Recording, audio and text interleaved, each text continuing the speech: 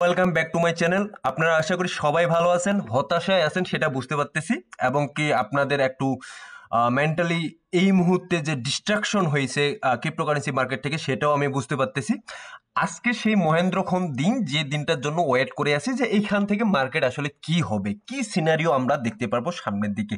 এখন প্রথমত বলে রাখি, যদি নো চান্স মানে এই জায়গা থেকে কোনো চান্স না হয়, সেক্ষেত্রে আমরা যেটা দেখতে পাবো, এটা গতকালকের ভিডিওতে আমি বলছিলাম যে গতকালকের যে জানুয়ারির 30 তারিখে, গত জানুয়ারির 30 তারিখে যখন নো চান্স মানে চান্স কোনো হয় না এই জায়গাটাতে, তখন মার্কেট যেইভাবে এই জায়গায় ডাম্প করছে সেটা কিন্তু আমি গতকালকের ভিডিওতে দেখাইছিলাম। এই যে জানুয়ারির 30 পর্যন্ত 30 তারিখ থেকে যদি আমি ধরি, সেইখান থেকে মার্কেট কন্টিনিউয়াসলি নিচের দিকে আসতেছিল।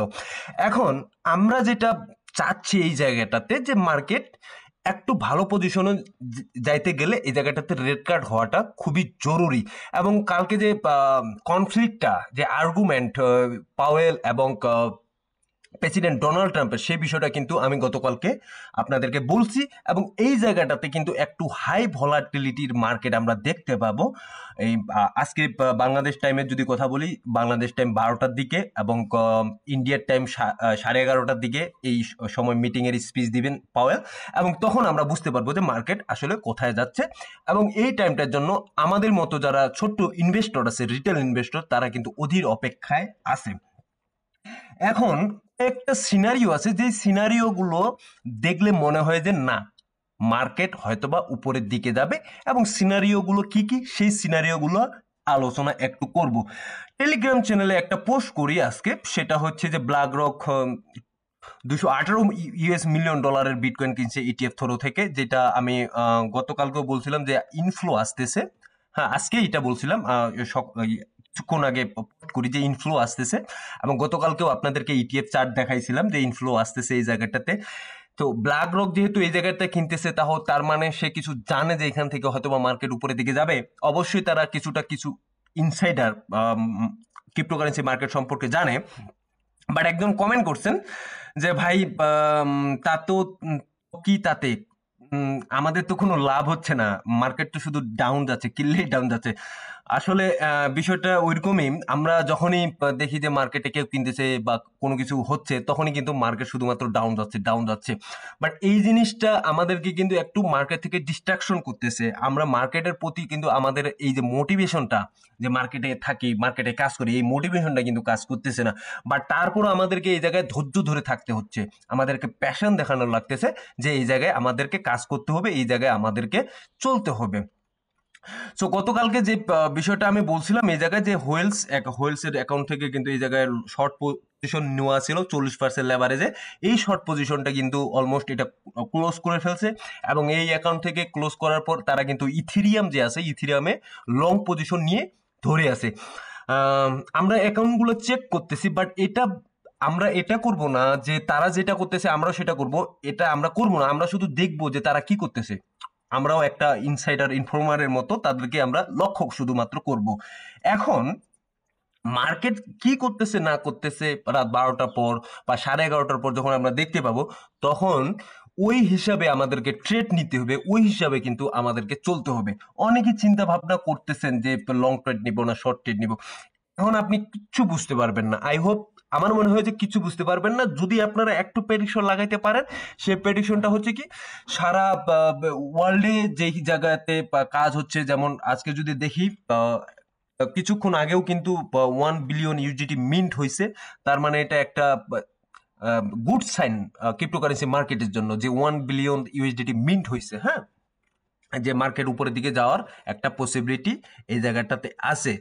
এখন এই জায়গাটাতে দেখুন, যে ফেড FMC student drop your prediction, যে মানে এটা আসলে কোন দিকে যাবে, রেড কার্ড হবে আর কি নো চান্স। যদি রেড কার্ড হয় সেক্ষেত্রে তো আমি বললাম, যদি রেড কার্ড হয় সেক্ষেত্রে আমরা দেখতে পাচ্ছি যে একটা ভালো মেসিভ পাম্প করবে। যদি নো চান্স হয় সেক্ষেত্রে হয়তো বা ওইভাবে আমরা পাম্প দেখতে পাবো না এই জায়গাটাতে। এটা কিন্তু আপনাদেরকে মাথায় রাখতে হবে। সো এখন কথা হচ্ছে যে ভাই, এই যে পাম্প ডাম্পের খেলা, কিছুটা পাম্প ডাম্পের খেলা আছে এই জায়গাটাতে। আমি বলি, কিছু কিছু কয়েন দেখা গেল যে 10%, 15%, 18%, 20% হঠাৎ করে পাম্প করে, আবার কিন্তু হঠাৎ করে, যেমন প্যানকেম সোয়াইপ কিছুদিন আগে মোটামুটি একটা ভালো পাম্প করছে। সেই জায়গা থেকে যদি গত 24 ঘন্টায় দেখি, গত 24 ঘন্টায় কিন্তু এই জায়গাতে আবার 14% 15% ডাম্প করছে।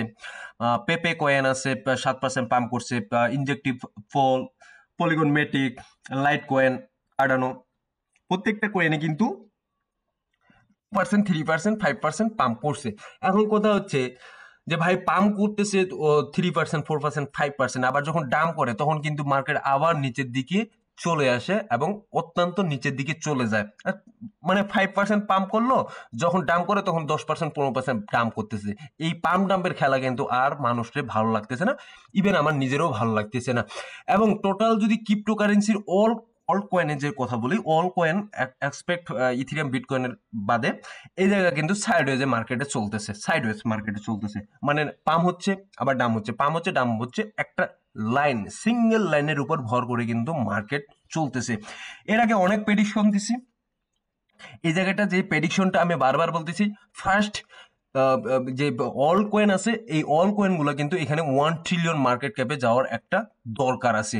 1 ট্রিলিয়ন মার্কেট ক্যাপ যখন অল কয়েন হিট করবে তখনই কিন্তু একটা মোটামুটি জায়গায় চলে যাবে অল যে কয়েনের যে এই মুহূর্তে ফলটা, সেখান থেকে একটা ভালো পজিটিভ মুভমেন্টে যাবে যখন এটা 1 ট্রিলিয়ন মার্কেট ক্যাপ হিট করবে। সেকেন্ডলি যদি দেখি এই জায়গাটাতে বিটকয়েনের ক্ষেত্রে আমি যদি দেখি সেক্ষেত্রে এটাও একটু সাইডওয়েজ মার্কেটে চলতেছে। গতকালকে কিছুটা নিচের দিকে আসছিল মার্কেট রাতের দিকে, এবং আবার আজকে সকালবেলা দেখলাম যে মার্কেট কিছুটা ওই জায়গাটাতে কভার করছে। সেই জায়গাটা হচ্ছে যে 2.67 মনে হয় চলে গেছিল, 2.67 ট্রিলিয়ন মার্কেট ক্যাপ, আজকে আবার 2.73 ট্রিলিয়ন মার্কেট ক্যাপে আবার মার্কেট এই মুহূর্তে আছে।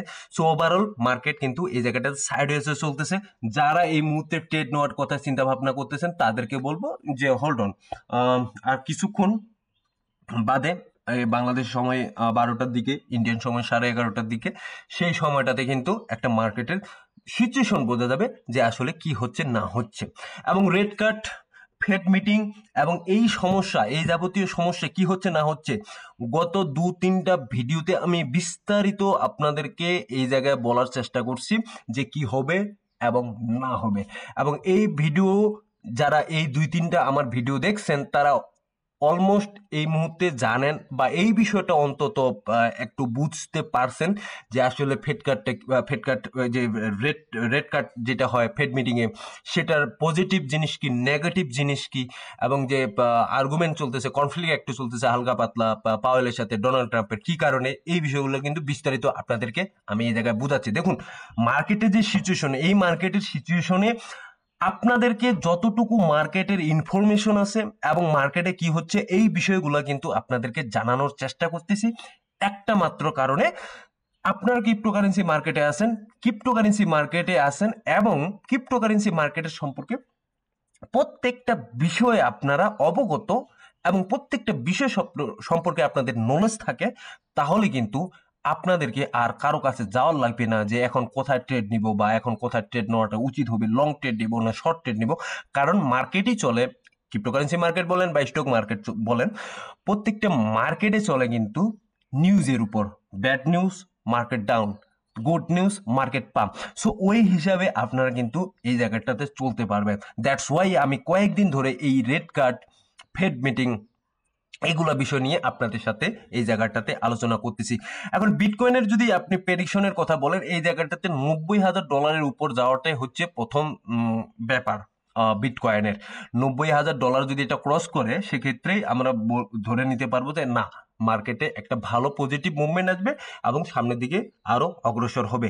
তো সবকিছুর মূলে এই মুহূর্তে যেটা কাজ করতেছে সেটা হচ্ছে ফেড মিটিং, এবং ফেড মিটিং এর জন্য আমাদেরকে ওয়েট করতে হবে আর কিছুক্ষণ, এবং তারপরে আমরা বুঝতে পারবো যে মার্কেট কোন দিকে যাচ্ছে না যাচ্ছে। তবে আমাদের মতো ইনভেস্টর যারা আছে তারা এই জায়গায় আশাবাদী এবং আমরা প্রত্যাশা করতেছি যে মার্কেট এখান থেকে উপরের দিকেই যাবে। সো ধন্যবাদ সবাইকে, ভালো থাকবেন, সুস্থ থাকবেন, দেখা হবে নতুন কোনো ভিডিও নিয়ে আগামী দিনে।